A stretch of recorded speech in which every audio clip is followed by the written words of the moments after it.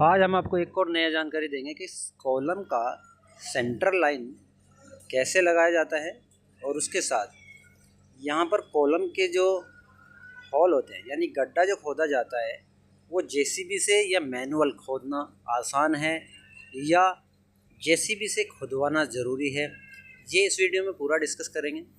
और ये भी जानकारी आपको देंगे कि कॉलम का सेंट्रल लाइन किस तरीके से लगाया जाता है।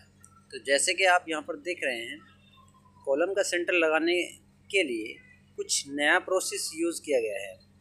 जैसे आप इस वीडियो में देख रहे हैं, सबसे पहले बात करते हैं कि यहाँ पर जो 4x4 या 4x5 का जो यहाँ पर हॉल बनाया गया है, गड्ढा खोदा गया है, वो कैसे खोदा गया है। तो सबसे पहले बात करेंगे कि यहाँ पर मैनुअल खोदा गया है गड्ढा, जो कि स्टैंडर्ड साइज़ खुल जाता है और उसको जितना आप मैनुअल खोदना चाहते हो वो इतना ही रहता है, यानी कि उसको बाद में खोदने की ज़रूरत नहीं पड़ती है।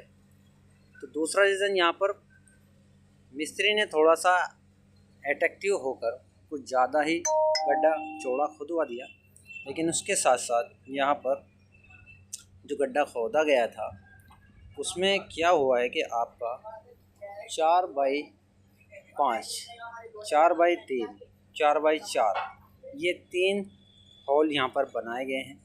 लेकिन इसका एक रीज़न है, जो दीवार की साइड में है वो 3x3 का, और जो यहाँ पर आप देख रहे हैं ये 4x5 का है, और जो नेक्स्ट 4x4 का है। यानी कि अलग अलग साइज़ इसके क्यों दिए गए हैं, तो ये आपकी कभी भी गलती नहीं करनी है। तो सही जानकारी के लिए लाइक कमेंट फॉलो कीजिए, सब्सक्राइब कीजिए और पूरी जानकारी लीजिए, वीडियो को स्किप मत कीजिए। तो यहाँ पर 3x3 का जो हॉल बनाया गया है ये वाला, तो इसका रीज़न क्या है, ये दीवार से सपोर्टेड है, यहाँ पर ऑलरेडी दीवार बना हुआ है। दूसरा यहाँ पर क्या है कि आपका ये सेंटर लाइन लगाने का नया तरीका है। यहाँ पर आप देख रहे हैं कि सेंटर लाइन लगाने के लिए पहले ही यहाँ पर ईंट जोड़ दिया गया है। उसके साथ साथ यहाँ से सामने की तरफ भी फिर ईंट को लगा गया है। जैसे कि आप देख रहे हैं वहाँ पर ये ईंटों की साइड में देख रहे हैं जिस पे गारा रखा हुआ है, वहाँ पर भी इस तरीके से सेंटर लाइन बनाने की कोशिश की गई। इससे क्या होता है कि पिलर लगाने से पहले, गड्ढा खुदाई से पहले आपको मार्किंग करनी बहुत ही ज़रूरी होती है। और सबसे बेस्ट तरीका होता है अगर आप मार्किंग को पिलर बनाकर करते हैं, यानी कच्चा पिलर आप बना लीजिए गारे या सीमेंट से, तो उससे क्या होगा कि आपका जितना भी मार्किंग होगा वो आपका ख़राब नहीं होगा।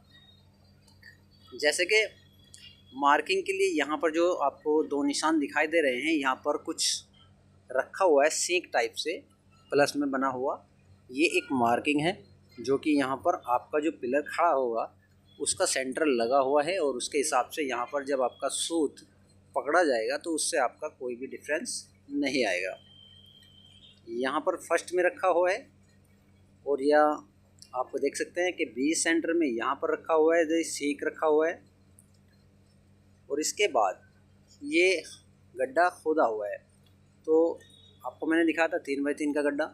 उसके बाद जो 4x5 का गड्ढा है ये वाला, ये आपका लॉन्ग गड्ढा क्यों है, क्योंकि इसके अंदर डबल पिलर आपके लगेंगे, जिसकी वजह से ये 5 फीट लंबा है और 4 फीट चौड़ा है। बाकी यहाँ पर जो कच्चा ईंट लगाया गया है वो इसलिए लगाया गया है क्योंकि इसके बराबर में मिट्टी भरी गई है, क्योंकि ओवर मिट्टी यहाँ पर अंदर गिर गई थी, जिसकी वजह से ये लगाया गया। तो सेंटर लाइन लगाने का ये यूनिक तरीका है। यहाँ पर देख सकते हैं प्लस में यहाँ पर बीच वाले गड्ढे के ऊपर ये लगाया गया है। इससे क्या हुआ है कि आपका सेंटर लाइन बिल्कुल भी आउट नहीं होगा। तो ये आपको याद रखना है कि कभी भी आप सेंटर लाइन लगा रहे हो तो उसको पक्के तरीके से लगाइए, ताकि आपका सेंटर लाइन पिलर का कभी भी आउट ना हो। तो उससे बचने के लिए आपको क्या करना है कि आपको बाउंड्री के साइड में, जहाँ से आपका पिलर स्टार्टिंग होता है और दूसरी साइड जो आपका पिलर जाता है, वहाँ तक सूत को पकड़िए, नापने के बाद सूत पकड़िए और वहाँ पर आप पिलर को, एक कच्चा पिलर वहाँ पर जोड़ दीजिए। जिससे क्या होगा कि आपका पिलर लगने से आपका ये कोई भी फेल नहीं कर सकता कि आपका जो पिलर लगता है उसका ये सेंटर लाइन लगा हुआ बिल्कुल एक्यूरेट रहता है, उस पर निशान लगाया जाता है और इसके ही अनुसार वो पूरा प्रॉपर तरीके से सेटिंग में रहता है। जैसे कि यहाँ पर देख रहे हैं, ये दोनों तरफ लगाकर और बीच सेंटर में रखा हुआ मैंने जो सीख दिखाया था आपको, वो जो जगह दिखाई दी, वो बहुत ही ज़रूरी होता है। तो उससे क्या होता है, आपका ये सेंटर लाइन आउट नहीं होता है। तो देखते हैं यहाँ पर भी और यहाँ पर भी दोनों पर निशान लगाए हुए हैं और बीच सेंटर में से होते हुए लास्ट की तरफ जो देखते हैं यहाँ पर भी आपका सेंटर लाइन पूरे तरीके से लगाने की कोशिश की गई। तो इसी तरह आप सेंटर लाइन पहले लगा सकते हैं, जिससे क्या होगा कि आपका एक भी पिलर आउट नहीं होगा। तो गड्ढे की बात करें तो गड्ढा आपको कॉलम के अनुसार खोदना है। जैसे कि यहाँ पर 9 बाई 9 के 2 पिलर रखे जाने थे, तो उसके लिए 5 बाई 4 का बीच का गड्ढा जिसमें 2 पिलर थे, और यहाँ पर जो 9 बाई 14 जो होता है उसका साइज़ रखने के लिए 4 बाई 4 का गड्ढा, और 9 बाई 9 का जो पिलर है उसके लिए अपना 3 बाई 4 का गड्ढा ये यहाँ पर बना हुआ है, जिसकी मदद से आपका एक एक प्रोसेस अच्छे से होगा और इसमें आपका पिलर बिल्कुल बेहतरीन तरीके से स्टैंड में आएगा। आपके पिलर में कोई दिक्कत नहीं आएगी। जैसे कि यहाँ पर अब इसके नीचे वाली बात करते हैं कि नीचे इसके क्या करना चाहिए।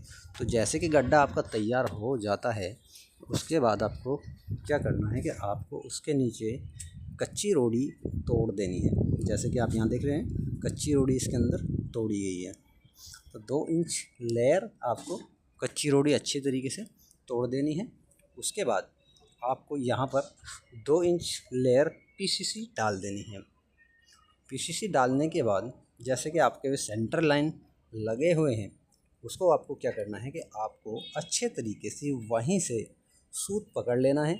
दोनों तरफ जो मार्किंग की गई थी वहाँ से सूत पकड़ते हुए आपको इस गड्ढे के ऊपर से जैसे ही सूत आपका जाएगा, तो यहाँ पर आपको सॉल्ट डाल के मार्किंग को पूरा प्रॉपर तरीके से सही कर लेना है, जिससे आपका कोई भी पिलर आउट नहीं होगा। तो ये जानकारी आपको इस वीडियो के माध्यम से दी गई है, ताकि आपका जो घर मकान का स्ट्रक्चर बनता है उसकी सेंटर लाइन लगाने का तरीका जो होता है वो पहले मार्किंग किया जाता है। उसके हिसाब से जो आपको दिखाया गया, बनाया गया, एक कच्चा पिलर था उसके ऊपर निशान लगाया गया है, और उसके मदद से यहाँ पर जितना भी आपका पिलर खड़ा होता है उसकी मदद से आपका एक एक सेंटर लाइन पिलर का बिल्कुल सही रहेगा, क्योंकि आपका कोई भी पिलर ख़राब नहीं होगा। जैसे कि यहाँ पर आपको मैं फिर से दिखा रहा हूँ,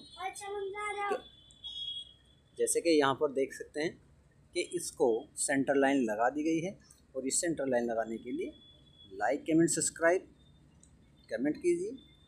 थैंक यू। मिलते हैं नेक्स्ट वीडियो में, तब तक के लिए बाय।